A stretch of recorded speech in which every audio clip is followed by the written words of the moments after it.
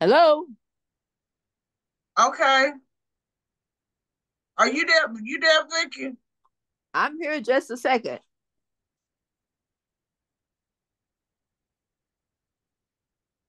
Stepping up to the ante. This is Uh, a crossroads. Stepping up. Vicky, hold on. We're gonna introduce ourselves Oh, first. I'm sorry. I'm But sorry. you can See, start. You can all start. right. I'm jumping up. I'm jumping up. Okay. Go ahead. Hello, I'm Vicki Jenkins, and I am a member of the Community Library Learning Book uh, Club. Welcome to our book session. Happy to have you join us. And I'm Meredith Tobin McGee. I'm also a member of Learning Tree Book Club.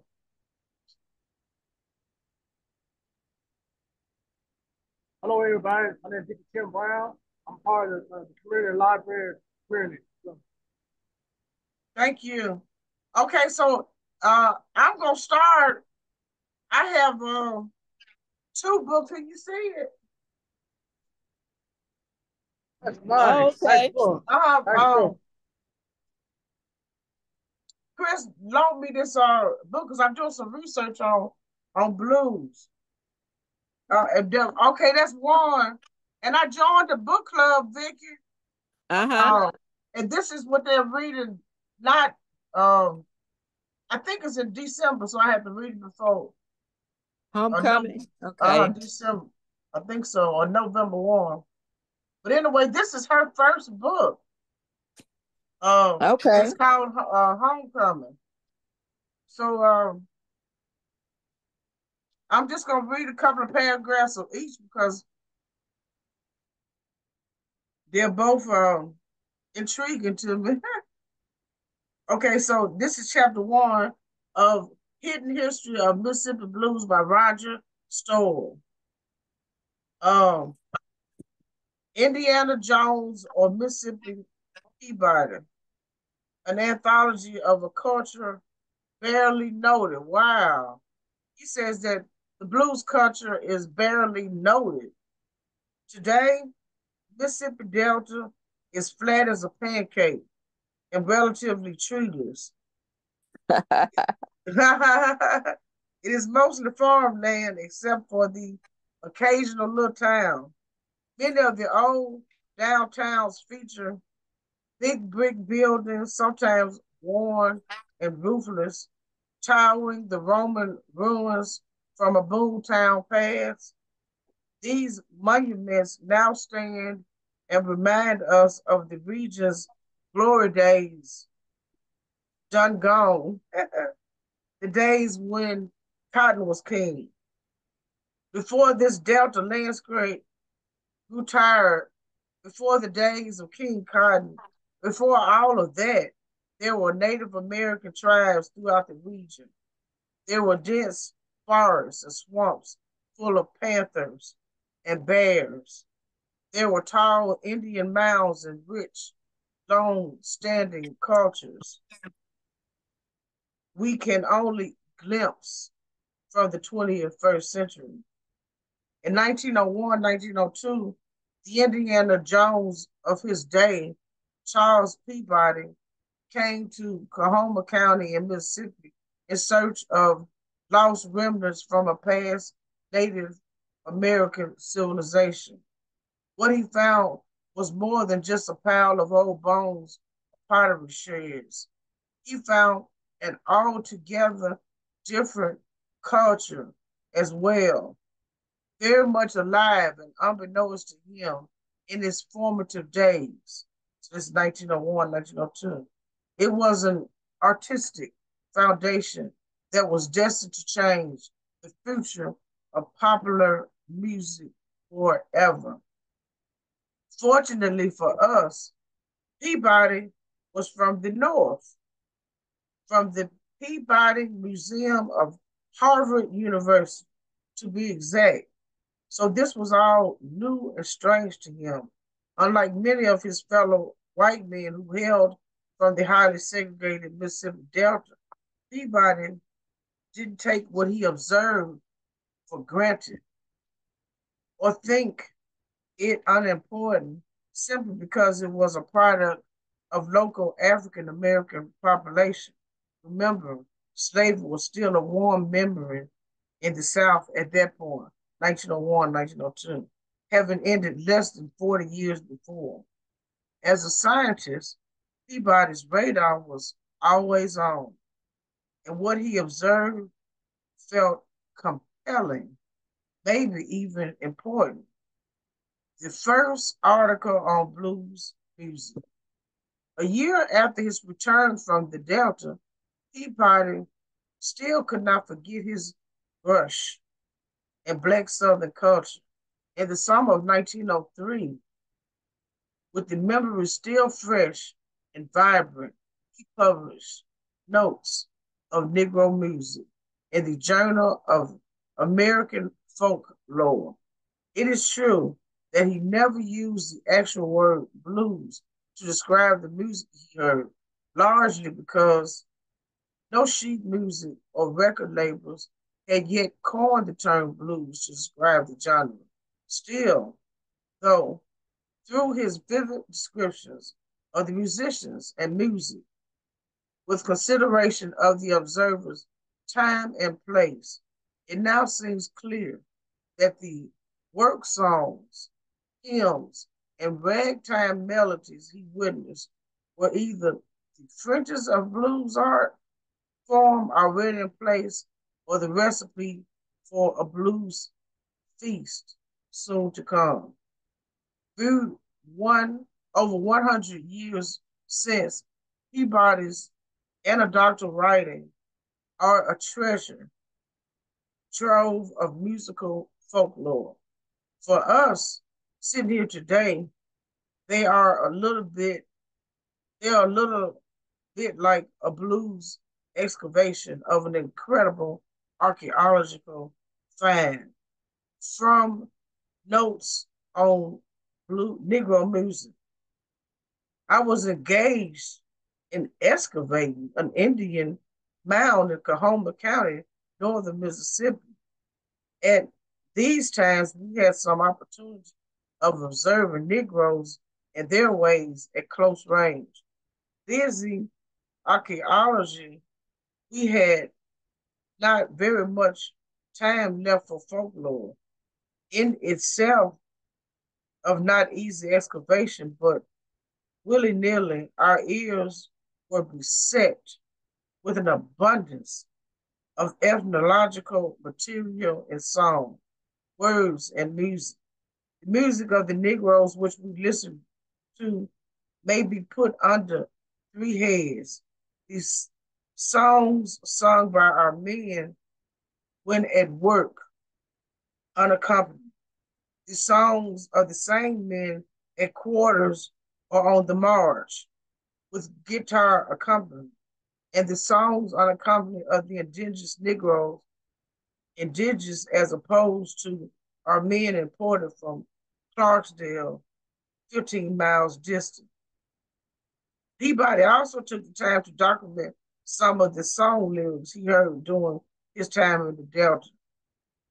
It is mind-boggling how some of the lines still show up in present-day blues songs. For example, some folks say, preachers won't steal, but I found two in my cornfield. Shows up more or less verbatim in a recorded song populated by Muddy Waters, Can't Get No Grinding. And it's still sung today by Mississippi-born blues singers like Big George Brock and Jimmy Duck Holmes.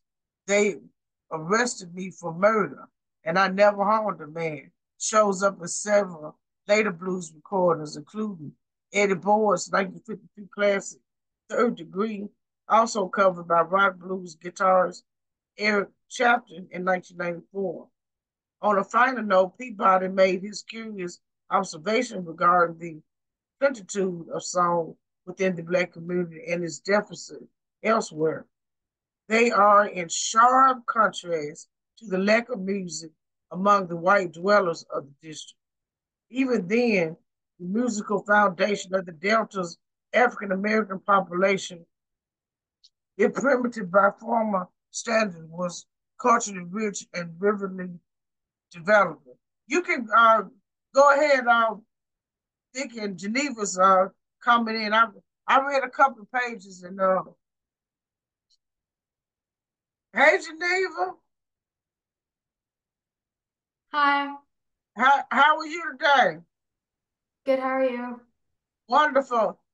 Dick is gonna read a couple of pages, then you can read. What are you reading today?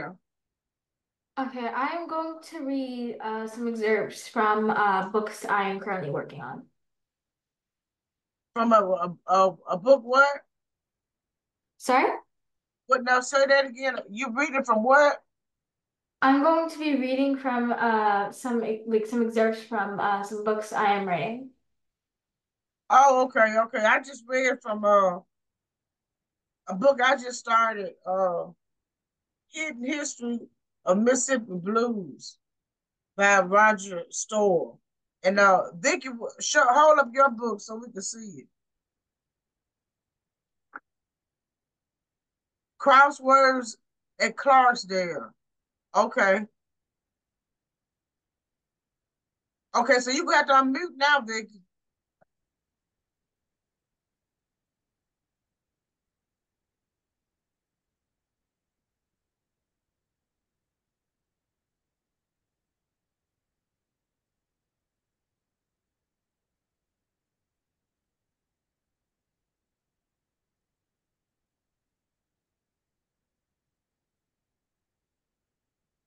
Vicky, we can't hear you. Unmute. So can you hear me now? Yes. Okay. Where is that? The Mississippi situation is a national NAACP referred to in the crisis of the end of 1955.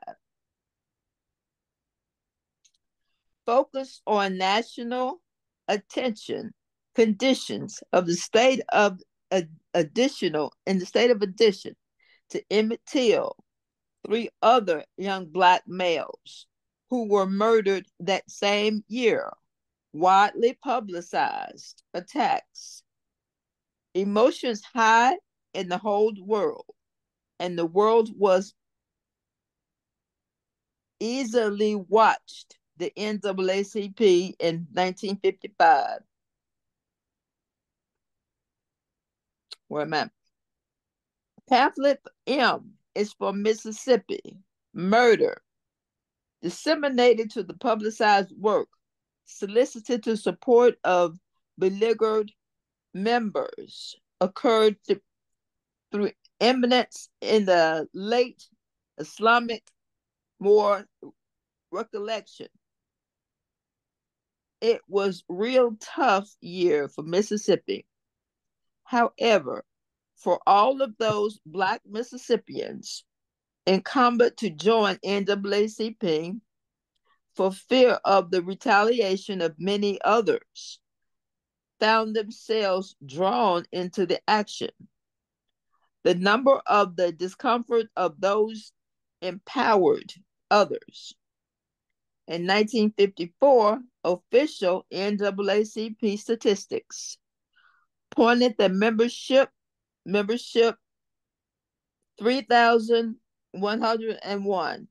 Ultimately, in 1/16/57. By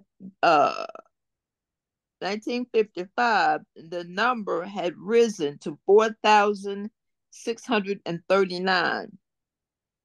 The depth of particular struck the state of African Americans population, limiting the bolt of some sparked and flamed of the Delta, nationally flamed organizations. Vera Piggy was drawn into the beginning of the youth officials had been elected to Coahoma County NAACP branch. The secretary in the Till trial of September motivated her to direct their attention. Clarksdale served as a hub for reporters for covering the trial of the nearby Summer. Piggy felt tempted to assist the fundraising for Teal. The greatest mother, the grieving mother, helped NAACP comb the Delta for witnesses, approaching frightened strangers of gently asking questions. Once the trial began, Piggy compared to the U.S. Congress, Chief of Diggs, Democrat, Michigan, to the courtroom each day, sitting with him and absorbing the energy around the later that year. The attendant for Mississippi of State NAACP conference in Jackson raised a hand of assistance, and elected state youth council advisors to the NAACP secretary, Medgar Evers, had been trying to organize the youth more effectively, directly to the Piggy to start the chapter of the Clarksdale.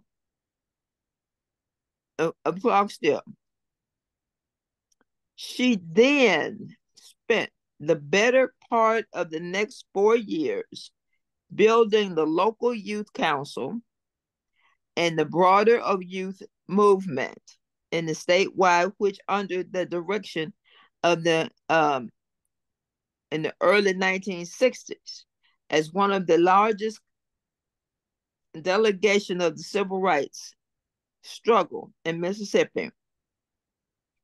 From 1955 to 1960, the rising temperature of protest of urgency as one of the local emergency, increasingly national crisis. White Clarksdale had established its own Citizens Council in 1955,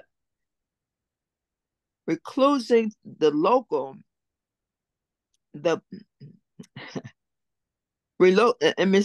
reclusing the local reacting of the local Black service activities. Angered by the Brown versus Board of Education in Topeka, Kansas decision were represented by the increased federal interference and authorities, and the states were the nutrients for the introduction more vigorously in the individual rights of the citizens. As reality and the Brown decision grew more obvious, opposition rose. The desegregation also strengthened. The state reached new levels of surveillance of the Civil War against their own citizens. Watched the federal government violate Southern propaganda. Brown 2 decision in 1955, a Little Rock in 1957, in defense of the temper of the federal riot later in 1961. In the 5 years, the massive resistance built a new relationship between the federal government as African Americans who had grown up during the critical federal orders more than militia and listening to the testing of the South. In the context of the 4 Black students, Greensboro, North Carolina, further changed the great roles of their brave protest, initiated waves of across the South. They helped to make the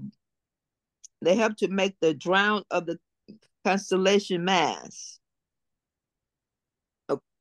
across the South. They helped make the ground of the Constellation Mass of the country. Decorated movement involving people around the country. Yet the beginning in the early youth movement in Mississippi had already surfaced in NAACP Youth Council and the guidance of Piggy. A man like Aaron Henry, Medgar Evers expressed leadership through male channels and situations. Black women exercised similar gendered from activities in the concept of the activities. Mothering like Vera Piggy's work and the warmth of the council comes close to the capturing of the level of political involvement, engagement. Women like Piggy claimed that the action of within the hierarchy of the male-dominated NAACP developed the strategies particular to the community. Vic, can Just a sec. Oh, go ahead. Can you get to a stopping point so you can let Geneva read? Yeah, just a minute. Okay. Continuing. Expanding work was already engaged in, especially the nurturing youth, accessible beautification, ruining businesses, independent. White Piggy, I can stop right there. Okay. Thank you. Okay. You're in chapter 1 or 2? I'm in chapter 2. Okay. Geneva, you ready? Yes, I am ready. So how many pages should I read? Oh. Are you reading a chapter book or poems? It's like a chapter book kind of thing. Okay, so why don't you try 3 pages? All right. And then when your turn comes again, you can resume where you stop. Got it. Okay. So I'm going to be reading a story I'm working on called Dragon Whisperer.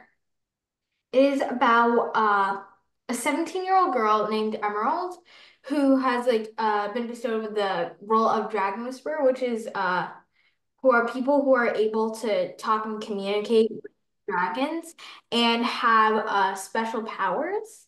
And they are given this power because of their personality and like who they are, if they're a genuinely kind person, and also something that they can also be genetic. Is this something that you wrote yourself, Geneva? Yes. Oh, congratulations and thanks for sharing with us. Thank you. Okay. It also does Hey, invite girls. so Okay, go ahead, Geneva. sorry. I used to be loved and respected, and now I am rejected. For I am a dragon whisperer, and those who care for dragons are welcomed no more. What used to be considered amazing and kind is now condemned with tyranny's rise. What used to be a fantastical democratic nation is now an unjust dictatorship, and to the country's old health it has no relation. Emerald wrote, writing all of her emotions and feelings as a poem on a piece of parchment with her fountain pen under the dim light of her magic violin, which which light seems to be dying. If only, she sighed, dragons weren't hated and tyranny didn't rise. She trailed. She looked outside her cottage's window, looking at the gleaming bright sun that was illuminating her bedroom in awe to give her comfort. Emerald heard a gentle sound, a mix of a faint roar and a kitten's purr. It was the sound of a melancholy and depressed dragon. She turned to see her sunlight dragon depressed, her innocent, glinting amber eyes drooping. Oh, Wisteria, what happened to you, my baby? She cooed concerningly, gently stroking Wisteria's cheek. I'm scared. I'm intensely frightened. I don't know what to do, Wisteria whispered to Emerald. For most people, what dragons say are heard as purrs and roars. But dragon whispers like Emerald, it sounds like a person is talking to him. Who scared you? What happened? Emerald asked. I heard from government officials that came for a visit around here hate dragons and people who care for dragons and love them. I heard they would execute any dragon they find and people like you. I don't want it to die, Wisteria cried. Emerald gasped. How would she know about the execution announcement? She thought. I assumed she was sleeping. Emerald consoled Wisteria, calming her down. Don't worry, we are far away from the capital city where the major dragon search is commencing. They will not find us, okay? We are safe, she said with artificial certainty. She checked what time it was with her steampunk clock. Thank goodness it's time for Wisteria's lunch. I want to divert from the subject so as not to frighten her, Emerald thought. Oh dear, it's time for your lunch. Have some carrots. She pulled a bag of carrots from the breadboard kitchen cupboard and gave her dragon a handful. Thank you, Emerald. I love you, Wisteria said gratefully. I love you too. Now eat up. Emerald replied and smiled. She turned back and said a sigh of relief, and a drop of sweat running off her face. They were not safe, and Emerald knew that. The government search party was very near Emerald's mouse-hidden cottage, and she had to do anything she could to save herself, and more importantly, her dragon Wisteria. Emerald went back to writing, resting her arms on her polished eucalyptus wood table, her hand moving swiftly and tirelessly, writing with grace across the parchment. Before she knew it, dusk fell over the horizon, and the full moon shone like a diamond, gleaming with the same light as the sun. She smiled, so now she could rest and have 1/3 of a day away from the stress of possibility of execution and danger. When she woke up, the sun was still partially covered by the horizon. She looked at her clock and the time showed 9:05 a.m. She came out of bed and sighed and changed into a loose shirt and pants. She went to her kitchen and searched for weeks so she could make some bread. There wasn't any left, and the biome she was surrounded in did not bear the crop, meaning she'd have to go to the marketplace. However, every dragon whisperer has a dragon silhouette birthmark on their left arm. Even if I wear long sleeves, guards check everyone who has sleeves through the dragon mark. I have to hide it in another way, Emerald thought and frowned. Then she smiled. She went to her room quietly, where Wisteria was still snoozing. She rummaged through her self-care cabinet and grabbed her sachet full of band-aids. She took a long bandage from it and stuck it over her dragon mark, which would make the guard assume she was wounded. She sighed out of relief and was about to leave her room, and then she remembered to get her satchel, which had silver and gold coins, which were the currency used. Okay, Geneva, you referred to the character as she. What was her name? And what was going on in your story? Okay. There are two characters that were mentioned in that excerpt, Emerald and Wisteria. Emerald being the dragon whisperer and Wisteria being the dragon. Now, what did you say about the dragon? Her name is Wisteria. Okay. And what are their what is her goal in terms of the dragon? Sorry, could you repeat that? You glitched. No, say that again. Yes, please. You glitched. Okay. Okay, well, thank you for that. Anybody else have any questions on Geneva about her story? Okay, then. All right, thanks, Geneva. And hold on tight to your turn gets back so you can continue reading. Miriam and Solomon, y'all are y'all reading your own poetry today? Or tell us what you reading today.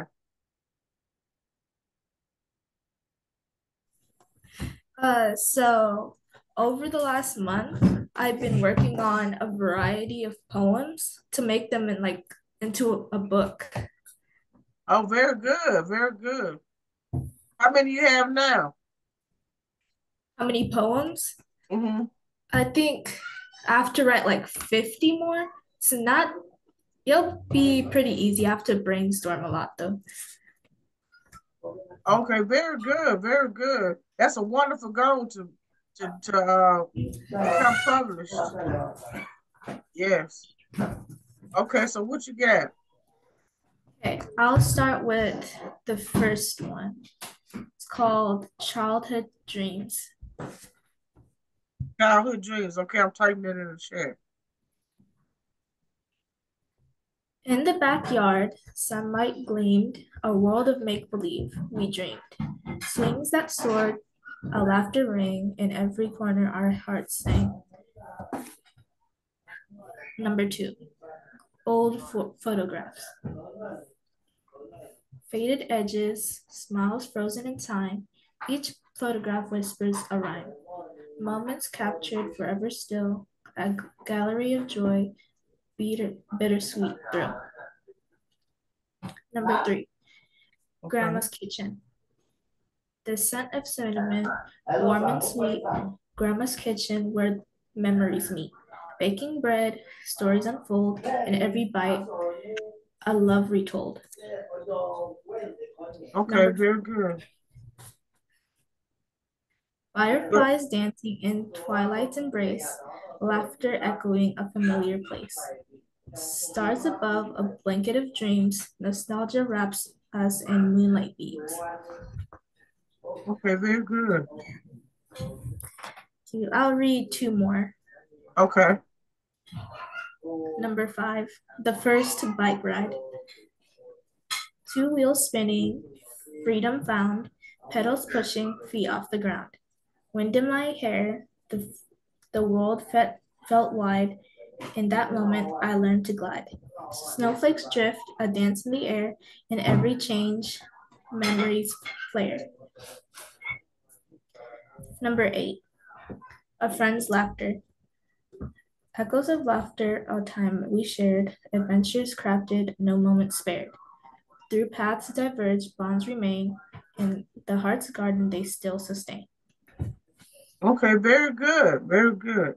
Thank you. Okay, you ready, Charlemagne? Yes. I have made like 5 poems. That's like about October. The first one is called Autumn Leaves. The leaves are falling red and gold, whispers of the days so old. Crunching underfoot we go, and the chilly breezy flow. Okay, very good. So how many are you reading? I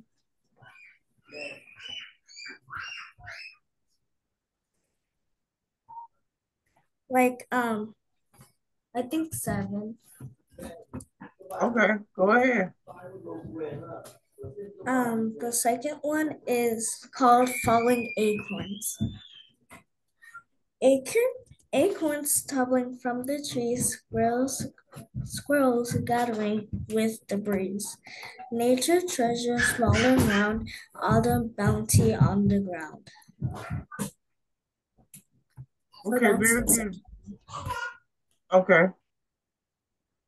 The third one is the scarecrow dance. The scarecrow stands so tall and proud in the fields beneath a cloud. With a hat and a friendly grin, he watches as the harvest begins. Okay. That's the third one. And the fourth one is Harvest Times. It's called Harvest Times. Okay. Pumpkin apples ripen sweet. Harvest times is quite a treat. Basket full of nature's cheer. October's gifts are really here. Okay. Yeah. And the next one is crisp October days. Okay. October days so bright and clear, fields of corn and autumn cheer. Riding bikes through piles of leaves, laughter as the cold wind weaves. Very good. Your concepts, your writing concepts are very clear. Thank you. Mhm. And I only have two more left. Okay. This one is called Scents of Fall. The air is filled with pumpkin spice and apple cider that's also nice. Candles flicker with the warm, soft glow October scents we all know. That's the next one. The next Okay. So we'll make the rounds. Let's see. Geneva just went. Miriam, you. Then I'm going, and then Vicky, and then I think we'll start back after Vicky. It'll be Geneva, and then you, Miriam, and you go after Geneva. Vicky, I'm gonna read a little, and then it'll be your turn, and then Geneva gonna read after you. Okay. I think Okay. right. If it's not, let me know. Okay, so have y'all heard of this book? It's called Homecoming. I'm sorry, Homegoing. I'm gonna I'm gonna read a little of this. I just read a little of this one, Mississippi Blue. You know I'm a Mississippi girl. And this is Homegoing. And I'm gonna read what it says about her.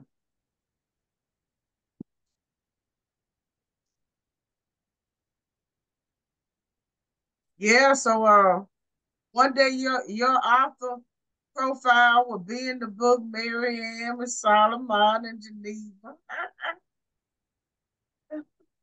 Here we go. Now I'm gonna try to pronounce her name, y'all. Uh, Geisa was born in Ghana and raised in Huntsville, Alabama. How about that? She was born in Africa and raised in Huntsville, Alabama. That's North Alabama. Uh, not far from where Sweet my home daddy was on Alabama. gas in Alabama. Yeah, so she really did. She went a lot of places with this her first book. Yeah. Her debut novel, Homegoing, received the PEN Hemingway Award and the National Book Critics Circle John Leonard Award. She holds a BA in English from Stanford University and MFA from the Our Writers Workshop, where she holds a Dean's Graduate Research Fellowship. And she lives in New York City. Check this out. She is available for select speaking engagement. Girls, are you ready to get out there and start speaking? To inquire about her possible appearance, please contact Pigeon Random House Speakers Bureau at speakerspensionbrandhouse.com or visit the website. Okay, you get your dreams going? All right. Vintage Books, a division of Pension Brander House, LLC, New York. And she dedicates it, she says, for my parents and for my brothers. It's very simple, a dedication. Oh, this book came out in 2016. I'm just not hearing about it. I joined a reading group, you all. So this is the book they're going to be reading in December. I'm going to miss the next month. So I'm starting now so I can finish it because, I guess so much, I'm reading so many things. Crack them open, crack another one open, crack another one. Okay. Part one. Effie Young. And I think, what you think? You think I said it right? Say it. Uh-huh. Y'all want to try, huh? Like Effie. Archer was born into the musky heat of Finland. A fire raged through the woods just outside her father's compound. It moved quickly, tearing a path for days. Oh my God. It lived off the air.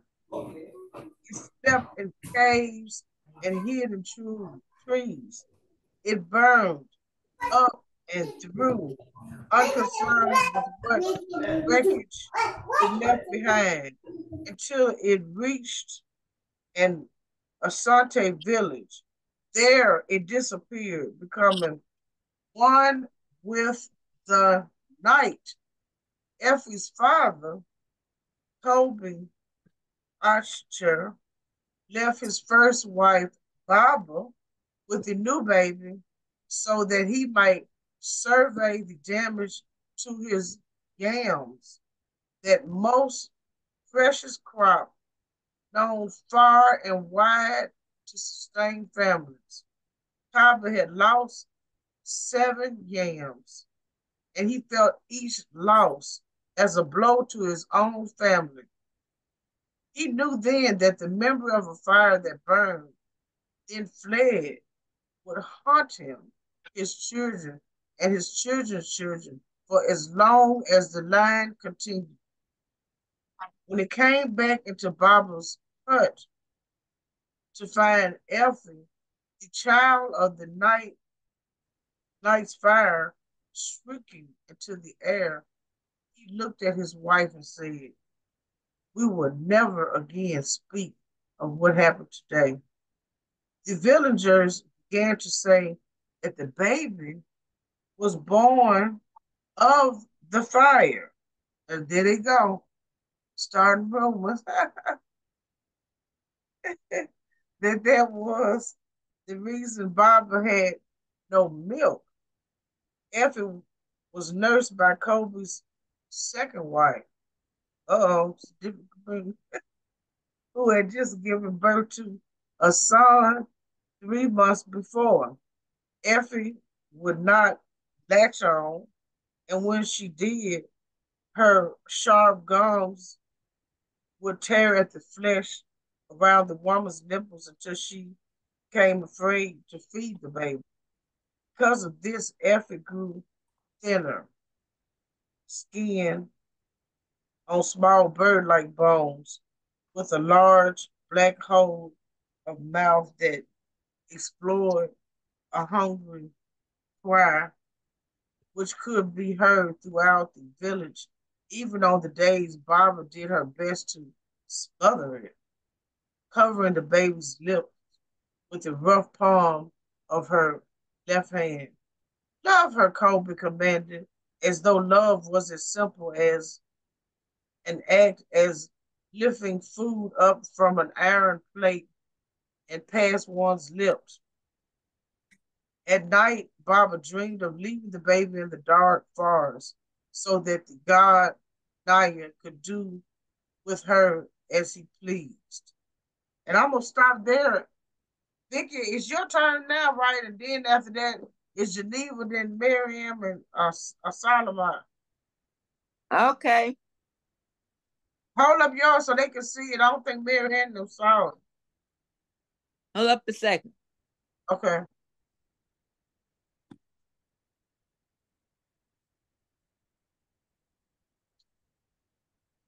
Well, can you see it now?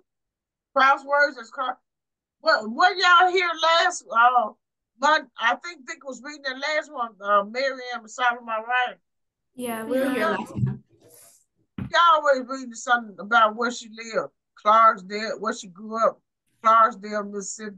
She just loved Clarksdale, Mississippi. Yeah, I just love Clarksdale, Mississippi. Where they say the crossroads, home of the blues.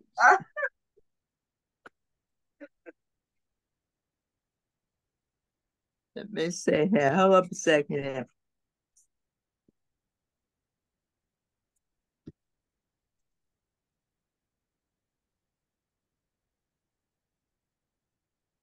In the 5 years between Till's murder and the Greensboro sit-in, Piggy's effort to organize the youthful energies in Mississippi in and out, white retaliation against the growing population at Jim Crow made local NAACP even more crucial. Activities sought to infuse resources in a battle forces the segregation.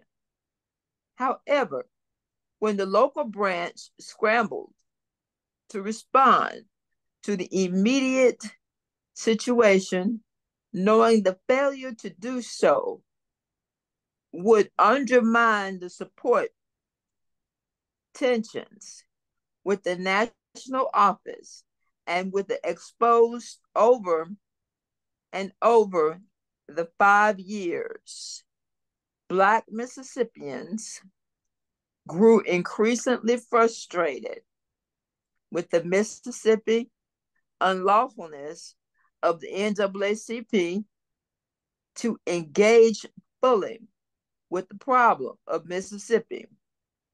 This ultimately pushed the members to extend its boundaries as alliances, loyalties, memberships, and other places, either by creating new groups, inviting other organizations to enter the state this way. The Southern Christian Leadership Conference, SCLC, founded an entrance to Mississippi in its early existence in 1957 as local people entered the activities, environment, and the growing of the momentum of the 1960s, ripped in the mass movement and all of the stories, Peggy and other genders of patterns, leadership of the NAACP and its relation bureau with the early strings and its mass protest movement. We together in these formative years. That's the finish of that chapter. So we'll stop right there. Okay then. Geneva, are you ready? And can you tell them a little bit about your story? Of course. So my story that I am reading, Dragon Whisperer, tells the story of a 17-year-old girl named Emerald who was forced to evacuate her home due to a neighboring empire, Marosfer, conquering her land, which is Synthesia. And she also had to go in hiding for being a dragon whisperer. So, and dragon whisperers are individuals who have been bestowed with the gift of what is it? Being able to communicate with dragons, and also a lot of auspicious powers that also come with it. And for being a dragon whisperer, um, and dragons that dragon whisperers have are being persecuted and also sought out for by the Mercian government to kill, like execute and persecute. I know. So because the Mercian government does not like dragons and dragon whisperers. So just a bit of a content warning. Okay, so in other words, the government wants to exterminate the dragons. Yes. Okay. And what and Emerald, she's 17 years old. She has superpowers. Yes, she has the ability to occasionally teleport. She can speak to dragons. She can communicate telepathically, and she can enchant and weave weapons. Okay. Thank you very much. This is sci-fi, right? From the Marvel comics. Before I start, can I just ask a quick question? I was comical. I was saying it sounds like something like the Marvel comics, Avengers, Thor, and all those comics. That's what I was being comical about. I'm sorry. Okay, yeah. That was. I think she's written a sci-fi story. Yeah, that's what I was talking. Yeah. Yeah, yeah, it's the same thing in the comics. Yeah, same thing. Yeah, I guess the picture on your Zoom, is this a picture of Emerald? And what is she holding in her hand? It's not, my profile picture is not a picture of emeralds. My profile picture is just a little AI generated image that I kind of like generated kind of like myself. Okay. All right. Well, thank you for the explanation. Thank you. Before I start, could I just ask a quick question? Okay. Regarding the holiday book festival, what day is it on? I believe it's November 23rd, the Saturday before Thanksgiving. We messed up. It's supposed to be the Saturday after Thanksgiving, but me and Vicky picked the Saturday before Thanksgiving. But anyway, we already have people signed up for that day, so that's the date of it. Is that a good day for you? And what are you doing the poetry contest and the speaking presentation as well? I'm going to hopefully be participating in the spelling bee and the poetry contest. Oh, you're gonna do everything. You're gonna try to get all the money, huh? Okay then. All right, well, very good. And you have any more questions? Yes, just regarding like spelling list, like sixth grade spelling list, I noticed like two things. On some of the words before them, it like said WD. What is that? Um, what grade list are you studying? Grade six. Sixth grade. Yeah, so you know, you got to study all the words on that list, and then it would be good if someone at home could practice with you spelling them out loud. You know, they Yes, called it out and you spell. You've been doing that. yes, I've been doing that with my mom. Oh, wonderful, wonderful. And you said the question was about a W word. What was the question? Uh, so next to some words, like for example, the word London, there are the letters WD. Oh yeah. Email that to me because and I'll ask Mary about it. Mary Hardy hosts the spelling bee every year, and I do the poetry contest.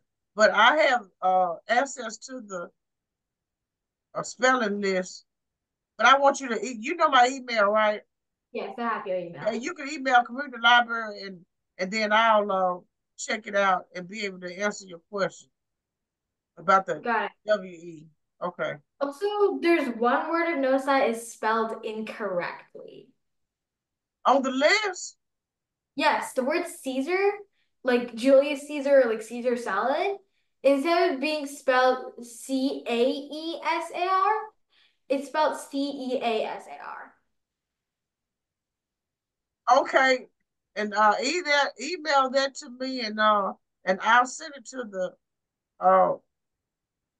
to Mary Harder who hosts the spelling bee, and so she could check it out and either they could correct it or take it off the list. But I'll let her know. All right, thank you. Okay, is that it? Yes, that's all my questions. Thank you. Okay, okay. All right, thank you. Okay, I'm gonna continue my story now. Just then, Wisteria yawned and woke up. You've woken up, I see, Emerald said. I have to go to the market. Stay safe and don't let anyone see or hear you for your safety, okay? Emerald said, closing the blinds. If you see anyone approaching, lift one of the ends of the carpet, but make sure you don't move the carpet itself, and you'll find a hatch door. Go inside it and don't leave until you hear my voice saying you can come out. The safe room is quite spacious, and I left you some food if you have to stay there for a bit. Wisteria nodded. Got it. Thank you so much for taking care of me, Wisteria said. Emerald smiled. My pleasure. See you soon. Emerald went out of the bedroom and opened the door to the outside. She smelled the fresh air that she hadn't smelled in days and smiled. The ambient smell of lavender made her feel nostalgic with the past before monarchy and tyranny came, and she had to hide. One day, she sighed, I shall help bring back democracy, and justice shall be served. And she looked up and blushed slightly. And perhaps return back to my dad's house just like when I was younger. She rummaged through her satchel and found the 5-year-old map she had used time after time to go to the marketplace. Emerald walked east where the map said to travel first. After 20 minutes of walking, she precisely followed the map, leading her to the bustling marketplace that she knew and loved. But there was something different. The ambience of the area seemed a tad bit hostile. It felt like the hostility was aimed at her, but no one else. It was incredibly unfamiliar, and it was quite thing of a change.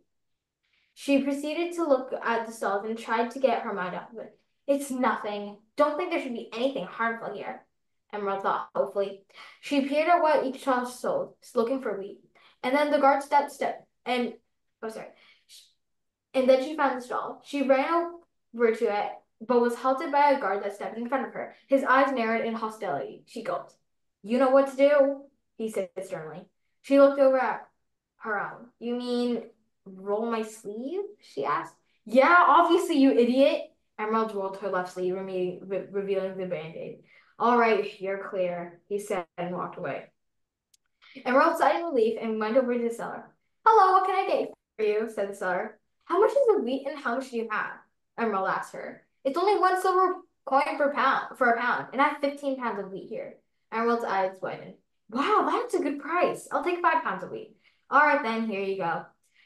The seller handed Emerald 5 pounds of wheat. 5 silver coins equals a gold coin, so Emerald handed the seller a gold coin. Thank you very much. Goodbye. Emerald said as she grabbed the wheat and walked away. At the corner of her eye, she noticed that the seller was also selling magic fire lamps. She walked back to the seller. Are those magic fire lamps you're selling? Emerald asked, eyes glittering and smiling. Yeah, love. Looks like you need one, eh? Yes, I really do. Ah, yes. Quite a lot of people's magic fire lamps have stopped working because of the curse that one of the king's advisors was ordered to do on the lab. I really dislike this new government we've been subject to. Emerald's eyes lightened. They were the ones who made this lamp stop working? Goodness me. I really dislike this new government leader we got now, too. The seller gasped and looked keenly and intensely at Emerald's eyes. Dragon whisperers have slightly different pupils and eye color shades than regular humans, but regular humans cannot notice it. Only fellow dragon whisperers can do such. The seller looked at Emerald's eyes and realized she was a dragon whisperer. You, she gasped and rummaged through her bag, fetched out a note, and handed it to Emerald. When you go back to your house, read this letter, she said quickly with a sense of urgency. Okay, Emerald replied, confused. She placed and hid the letter in her satchel. Why do I need this? She asked. I can't stay in public, the seller whispered. Oh, got it, Emerald replied uncertainly. Now, how much are those magic lamps? two gold coins and 3 silver coins each. She rummaged through her satchel once more and placed 2 gold coins and 3 silver coins on the counter. I'd like the navy blue one. She pointed to the navy blue one in front of her that had glowing particles around it, emitting an ambient glow. The seller pulled out a medium-sized bag for her. The emerald put both the lamp and wheat in the bag. The lamp was quite light, making it easier for her to carry. As she started retreating from the stalls, she heard a voice from behind her and came back to hear what it was. As she got surrounded by a crowd, it was a tyrant's nephew. He began. Ladies and gentlemen, I am here to announce that the Dragon Whisperer search party will officially commence their search in 5 minutes. Some of them have already started searching. A drop of sweat appeared on her face out of fear and anxiety, but wiped it away before anyone could notice. I am sure that none of you here are Dragon Whisperers, as we have been thoroughly searching for any intruders, he jeered. Emerald pretended to agree along with the crowd. As for you all, if you see a Dragon Whisperer's mark on a person's arm, let the government know immediately. This person thinks that us democratic citizens are loyal to them? That's absurd. This man is clearly an ignorant buffoon, Emerald thought. It's true. I absolutely agree with you, she heard a voice say. She looked around, but nobody was speaking. Somebody was telepathically speaking to her. Only Dragon Whisperers could speak to one another telepathically. There are surely no Dragon Whisperers here except for her. Emerald recognized the West Country voice. It was a seller who gave her the letter. Yes, if you're wondering, I'm the seller you met before. Okay. Can you give us a an overview of what just happened and what you read? Sure. So on the 7 pages that I have read right now, it's basically like an introduction to who Emerald is. So Emerald is just trying to take care of Wisteria and try to hide her from nearby search parties that are trying to find dragons and dragon whisperers. And then she does have to go like to the market to get some wheat in order to make bread because they have no more food left at home. So she has to be like very careful of how she goes there. And then when she goes there, she just simply just buys some wheat and magic fire lamps and discovers that the government has been controlling the magical form of electricity. And then she finds out that the Morathorian search party for the Dragon Whisperers would commence officially in 5 minutes. So then she has to go rush to her house to hide herself in Wisteria. Okay, very good. And your story has a healthy vocabulary as well. Thank you. Very good. Okay, so Vicky, we have 12 minutes left. Do you want to read a page or so? Yeah, I get a page or so of this next chapter here. We get a page or so of that. Okay. And, stepping up the ante. The combination of Teal's murder, growing military of the black population, the northern media coverage was potent and dangerous mix. As much as the Teal inspired black activism, it also fired the white resistance. Both black activists and white defenders of the segregation fund found themselves in the defensive albeit of the very different reasons from the different positions. The power for Aaron Henry in 1955 was the bloody and death-packed year. Death-packed year. When the sale of slums of the Mississippi rapidly, there was a whole solid mask of violence. On the eve of the Emmett Till death, over 300 Clarksdale Black parents had already begun to feel what feel the heat from their signing of school petitions requiring desegregation. W.J. Hemmons, Jackson City Council leader, recalled that Clarksdale, the good folks, we didn't need citizen council. Our niggers, good niggers, we don't want to integrate womanizing the Citizens Council. It irrigate them. Continued once bright morning, they woke up with the school petition and 303 niggers, including the most of their good ones. So they organized the council. The petition collapsed. They started a new name of the information of the Clarksdale Citizen Council. The second last citizen in the Mississippi Delta organized the Greenville was the last had prompted more than a dozen to withdraw their names from the petition.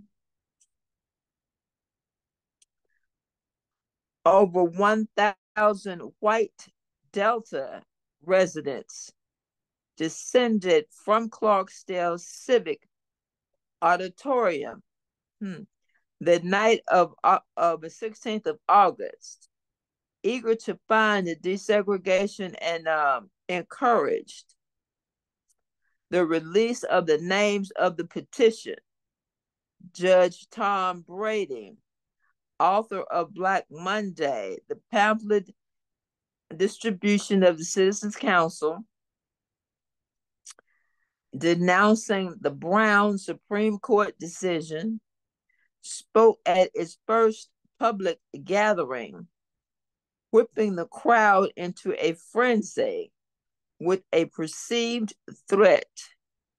The interracialism, whipping the crowd in a frenzy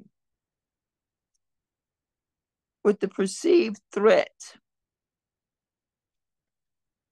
A sea of raised hands endorsed the formulation of the White Citizens Council and the Coahoma County. Of those present, 261 completed applications to the spot in their $5 annual dues. Brady made clear that the spot and paid their dues, their dollars annually dues. Brady made a clear end of effectiveness of economic pressure and discouraged Black participation in election of the NAACP activists. The Citizen Council Board of acquired 40 elected of the NAACP activists. Can you get to a stopping point? So, because we got 5 minutes left. Pardon me? Can you get to a stopping point? We got 5 minutes left. Okay. Okay, stop there.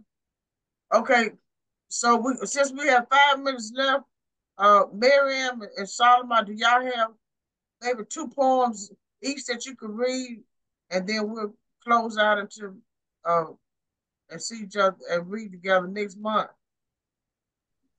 Okay. Okay. I'm gonna carry on from the last poem I read. Number 9, The School Bell. Ringing through the halls, a familiar sound, friendships forged where dreams are found. Classrooms echo with lessons learned, every bell, nostalgia burned. Number 10, family gatherings. Around the table, stories unfold, laughter and warmth, a treasure untold, passed down through generations, a chain, in each shared moment, love's refrain. Okay, very good, very good. You got something, Solomon? Yeah. I got two more. Okay, The first one is called Pumpkin Patch. okay. You read that one, huh? You wrote that one, Pumpkin Patch. Yeah. You been watching Charlie Brown. In the pumpkin patch, we roam so free, choosing the biggest one, just you and me. Orange around with a stem so green, the best Halloween pumpkin we've ever seen. Okay, you got another one? Yeah, Okay. it's called Costume Parade. Costume parade down the street, monsters, fairies also meet. Parrots, princess, superhero bright, waving and smiling, what a sight. Okay, very good. Well, as always, I always enjoy reading with you guys, and keep writing and reading, and I'm gonna do the same thing. And Geneva, happy studying your list and getting your presentation together. Thank you always, Deacon Timothy, for sitting in on our book club. Okay, Wait, Vicky, Yes. don't start crying with them. It's over now.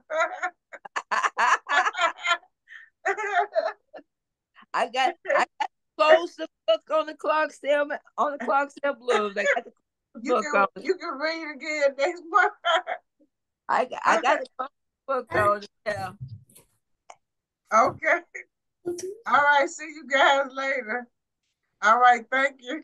thank you. Bye. Have a good weekend. Okay. Bye, Janine. We'll see you later.